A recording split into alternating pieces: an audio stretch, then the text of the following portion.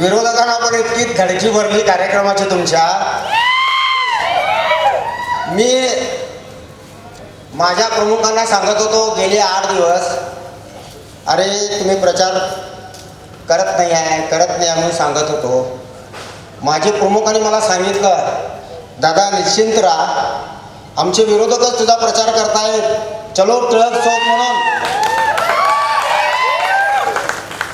आज या ठिकाणी देश आपण समजून घेतला, धर्मवीर संभाजी महाराज आपण समजून घेतले. माझ्या समाजाचा एक सैनिक या भारत मातेचं, तुमचं आमचं सर्वांचं, तुमच्या आमच्या आया बहिणींचं सौभाग्य टिकवण्यासाठी आपल्या देशासाठी प्राण दिला. त्याचं कुटुंब देखील या ठिकाणी आज आलं होतं. आपण तुम्ही सर्वजण मिळून आपण त्यांचा सत्कार केला. आपलं कर्तव्य आहे ते, कारण ते सैनिक त्या ठिकाणी आपल्या भारत मातेची सेवा करतात, रक्षण करतात, म्हणून आपण या ठिकाणी रात्री ह्या वेळेला असे कार्यक्रम घेतो. मला तुमच्यावरती अभिमान आहे, गर्व देखील आहे की माझे जे असंख्य कार्यकर्ते, माझ्या या माता भगिनी, पाऊस नाही, भूक लागत असेल, या अशा वातावरणामध्ये या ठिकाणी स्वयंप्रेरित येतात. या ठिकाणी कोणालाही पेट्रोलला पैसे दिले जात नाहीत. स्वयंप्रेरित या ठिकाणी ह्या कार्यक्रमाला, ह्या टिळक चौकामध्ये येतात. आज बेळगाव परिसरामध्ये शेंबडे असंख्य कार्यक्रम करतात आणि ते शेंबडे गाड्यांना पेट्रोल देतात, जेवण देतात आणि त्यांच्या नगरसेवकांना चावी फिरवतात. चावी ती बावली नाचते, ती चावी फिरवल्यानंतर नाचते की, तसं नगरसेवकांना चावी फिरवतात. मग ते चावी फिरवल्यावर नगरसेवक आपल्या आपल्या भागातनं चौघांना घेऊन येतात. अशी परिस्थिती या ठिकाणी झालेली आहे. जनता, आपल्या परिसरातील जनता त्यांना चांगलंच ओळखलेली आहे, त्यांना चांगलंच ओळखलेली आहे. ह्या ठिकाणी तुम्ही निस्वार्थी भावनेनं या ठिकाणी येतात. माझे सैनिक बांधव देखील या ठिकाणी येतात. ह्याचं कारण एकच आहे की आपली एक संघटना नसून हे आपलं एक कुटुंब आहे. आणि हे कुटुंब असं आहे की परिसरामध्ये सर्वांच्या सुखदुःखाला धावून जाणारं एक कुटुंब म्हणजे श्रीराम सेना हिंदुस्थान, हे आपलं कुटुंब आहे. मग माझ्या परिसरामध्ये कोणत्याही जाती धर्माच्या माझ्या लेकीवरती ज्यावेळेला अन्याय अत्याचार होतो त्यावेळेला धावून जाणारी माझी ही भावंड आहे, माझं एक कुटुंब आहे. आपण पाहतोय की इतके ढोंगी हिंदुत्ववादी बेळगावमध्ये काम करतायत. काश्मीरमध्ये काहीतरी एका मुलीवरती होऊ नये अत्याचार, मुलीला देवाऱ्यावरची देवी समजणारा हा रमाकांत कोंडुस्कर आहे, होऊ नये. माझ्या देशामध्ये कोणत्याही जाती धर्माच्या माझ्या बालिकेवरती, माझ्या बहिणीवरती अत्याचार होऊ नये. तरी देखील काश्मीरमध्ये ज्या वेळेला काहीतरी तिथे अत्याचार होतो, ह्या ठिकाणी मेणबत्त्या घेऊन फिरत राहतात इथले ढोंगी हिंदुत्ववादी. आणि माझ्या समाजामध्ये, माझ्या बेळगाव शहरामध्ये माझ्या एका 11 वर्षाच्या चिमुकल्या माझ्या बहिणीवरती, माझ्या लेकीवरती ज्या वेळेला अत्याचार होतो त्यावेळेला हे बिळात शेपूट घालून बसलेले असतात. कारण त्यांचा कुत्रा भोक म्हणून त्यांना सांगत नाही, म्हणून ही भोकत नाही.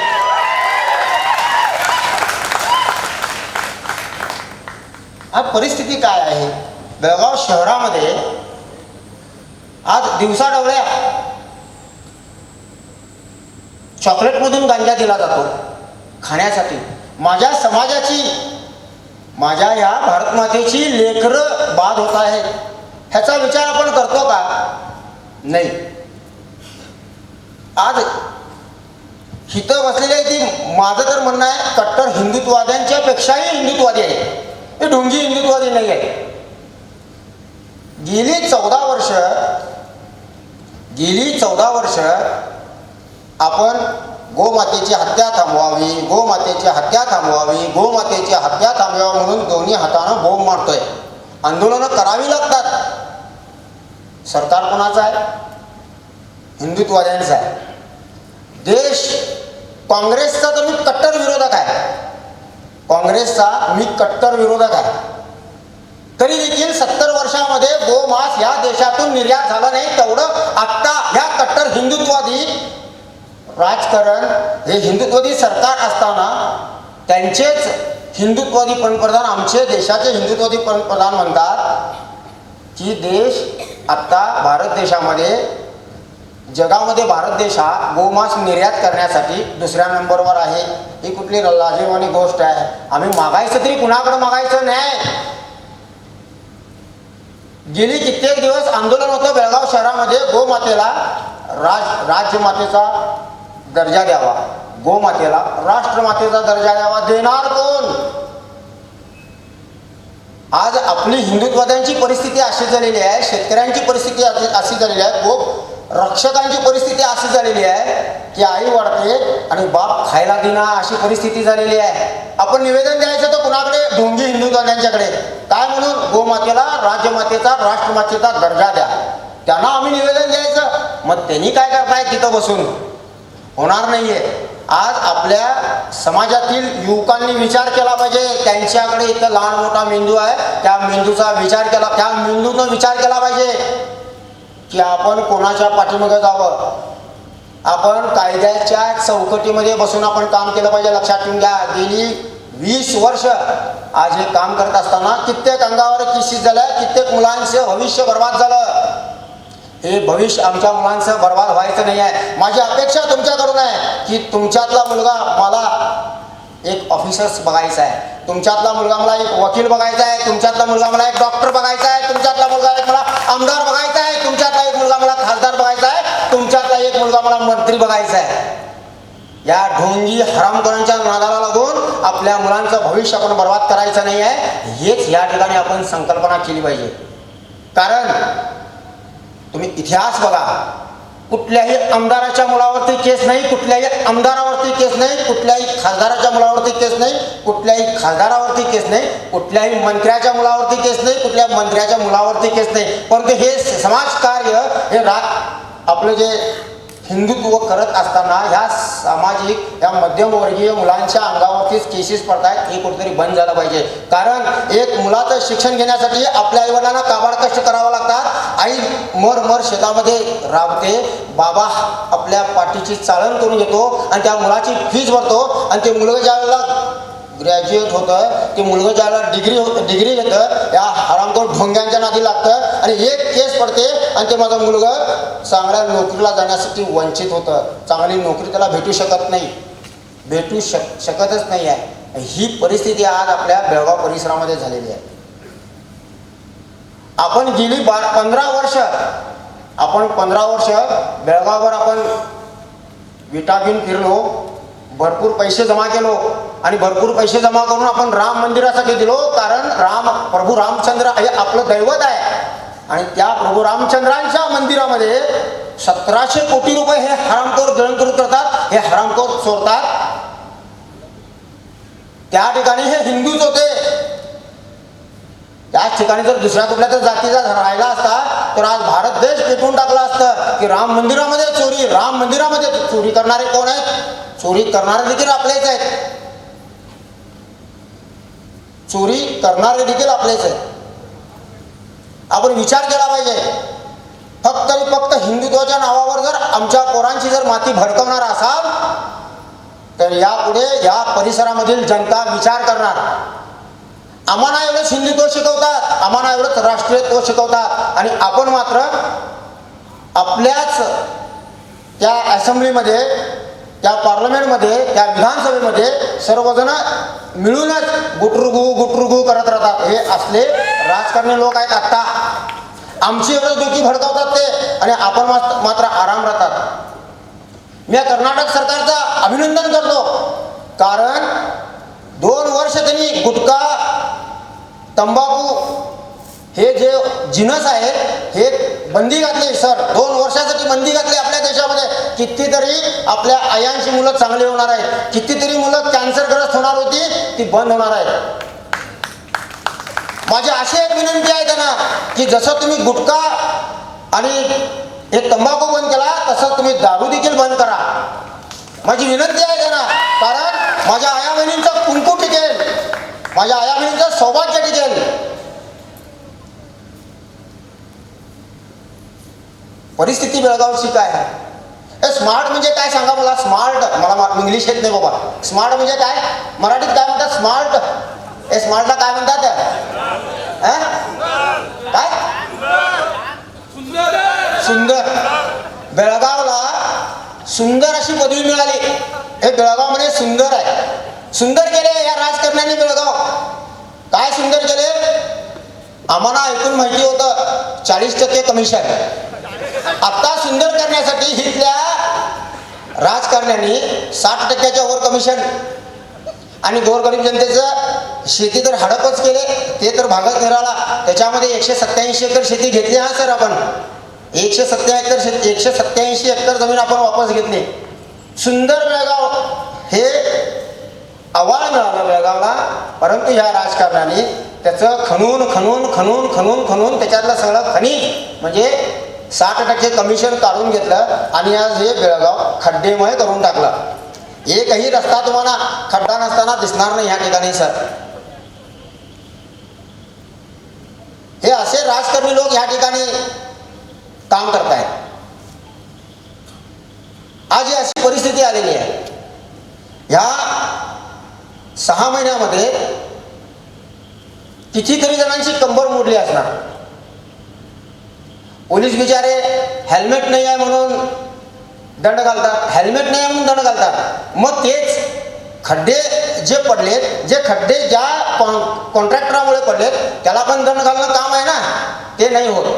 माझं म्हणणं असं आहे, हेल्मेटवाल्यांना दंड घालण्यापेक्षा जे खड्डे रस्त्यावरती पडले त्या कॉन्ट्रॅक्टरला दंड घातला पाहिजे आणि सर्वांचा दंड त्याच्याकडे वसुली केला पाहिजे.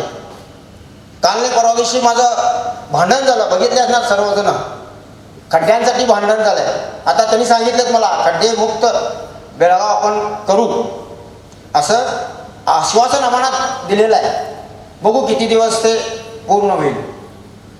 परंतु आपलं सर्वांचं कर्तव्य आहे, इथं आपण सर्वजण आलोय, आमचं सर्वांचं कर्तव्य आहे की माझ्या परिसरामध्ये काय चाललंय आणि काय नाही चाललंय ह्याचा अभ्यास आपण सर्वजण केला पाहिजे. हा अभ्यास आपण सर्वजण करत नाही आहोत आणि म्हणून कोणतरी येतं आणि आमची शेती हडप करतं, कोणतरी येतं आमच्या कार्यकर्त्यांचे धंदे बंद करतं, कोणतरी येतं आमच्या कार्यकर्त्यांना भडकून घेऊन जातं आणि त्यांच्यावर केसेस झाली म्हणजे आरामशीर हसत बसतात. हा विचार आपण केला पाहिजे येणाऱ्या काळामध्ये. माझे विचार जरा वेगळे असतात. भरपूर वाईट वाटतं लोकांना, कार्यकर्त्यांना देखील वाईट वाटतं. परंतु मी तुम्हाला तुमच्याकडे मी स्वार्थासाठी तुम्हाला काही सांगत नाही आहे. तुम्हाला ह्यासाठी सांगतो मी की तुम्ही माझ्या कुटुंबाचे तुम्ही घटक आहात. आपली संघटना म्हणजे एक कुटुंब आहे. आमच्या संघटनेमध्ये कोण मोठा कोण लहान अजिबात नाही आहे. आपल्या संघटनेचं कार्य एकच आहे की आपल्या समाजातील पोरं निर्व्यसनी बनावीत, आपल्या समाजातील पोरं शिक्षित व्हावीत, आपली जे कार्यकर्ते आपले जे मुलं आहेत ही कामाधंद्याकडे लागावी, ही अपेक्षा मला आहे. मला तुमच्याकडून पैशाची अपेक्षा नाही आहे. पैसा कमवणारे, पैशाच्या पाठीमागं लागणारे भयानक गेले माझ्यासमोर. पैशाच्या पाठीमागं लागणारे भयानक माझ्यासमोर गेले. परंतु आपण तुमच्यासमोरच आज ह्या ठिकाणी रात्री 12:30 वाजता या ठिकाणी विचार मांडतोय. आज हे विचार देत असताना आज आपल्या परिसरातील परिस्थिती, आपल्या परिसरातील मुलांची परिस्थिती आपण जाणून घेतली पाहिजे. आपण ते जाणून घेत नाही आहोत म्हणून समाजावरती कुठंतरी आज आघात होतोय. आज समाजाच्या मुलीबाळींच्यावरती आघात होतो. हा आघात जर बंद करायचा असेल तर आपण चांगल्या विचारधारेतून, जसं सरांनी सांगितले, जसं मग आपल्या भावांनी सांगितले की आपला धर्म, आपली संस्कृती आपण टिकली पाहिजे, टिकविली पाहिजे, तरच आपण कुठंतरी टिकणार आहोत. माझी तुम्हाला एक कळकळीची विनंती आहे. येणाऱ्या काळामध्ये अन्याय आपण सहन करायचा नाही आहे. कोणी असेल माहीत चालाल, अन्याय सहन करायचा नाही आहे. कुणासमोर आपली मान वाकवायची नाही आहे. आपण ताटमानानं स्वाभिमानानं जगायचं आहे. तेच आम्हाला छत्रपती शिवरायांचं सांगणं आहे, तेच ह्या भारत मातेचं सांगणं आहे, तेच जन्म देणाऱ्या आईचं सांगणं आहे. आम्हाला आपण आपल्या आईवडिलांची सेवा आम्हाला करायची आहे, आपल्या आईवडिलांची आज्ञा आम्हाला पाळायची आहे. जो व्यक्ती, जो मुलगा आपल्या आईवडिलांची आज्ञा पाळेल तोच भविष्यामध्ये काहीतरी काम करू शकेल, हे आपण या ठिकाणी तुम्हाला सांगू इच्छितो. फार उशीर झाला आहे, विचार भरपूर मांडायचे होते, तरी देखील आपण येणाऱ्या काळामध्ये असेच चांगले कार्य आपण करायचं आहे. माझी प्रामाणिक इच्छा आहे की बघा, आपल्या मुलीबाळींच्यावरती जो अत्याचार बेळगाव शहरामध्ये होतो त्याच्या विरोधात आम्हाला काम करायचं आहे. मग तो कोणी असेल त्याला माफी नाही. छत्रपती शिवरायांच्या विचारधारेतून आपण सर्वजण काम करायचं आहे. जो कोणी आमच्या अडवईल, जो आमच्या विचारांच्या अडवईल, जो कोणी आम्हाला भरपूर आगाऊपणा किंवा काहीतरी अक्कल सांगायला येईल, त्याच्या पाठीमागची त्याची विचारधारा, त्याच्यावरचे संस्कार ते बघूनच आम्हाला त्याची आज्ञा पाळायची आहे. हे चांगले विचार, छत्रपती शिवरायांचे विचार, राजमाता जिजाऊंचे विचार, हे विचार आम्हाला घेऊन येणाऱ्या काळामध्ये आपण काम करायचं आहे. जर आपल्या मुलीबळींच्यावरती कोणतरी अन्याय करत असेल तर त्या ठिकाणीच आम्हाला त्याला ठेचायचं आहे. त्यावेळेला कायद्याची गाय आपण करायची नाही आहे. मी या व्यासपीठावरून तुम्हाला सांगू इच्छितो, संघटनेच्या जीवावरती जर कोणी कोणावरती अत्याचार करत असेल, जर कोणाला त्रास करत असेल तर त्याची देखील गाय केली जाणार नाही. कारण का, शिवरायांचे विचार आहेत. परस्त्रीला मातेसमान मानणाऱ्या छत्रपती शिवरायांचे मावळे आहोत आपण. त्याच विचारधारेतून आपण काम करूया. या ठिकाणी तुम्ही आलात, हे मोडके तुडके 4 शब्द तुम्ही ऐकून घेतलात, त्याबद्दल तुम्हा सर्वांचा धन्यवाद.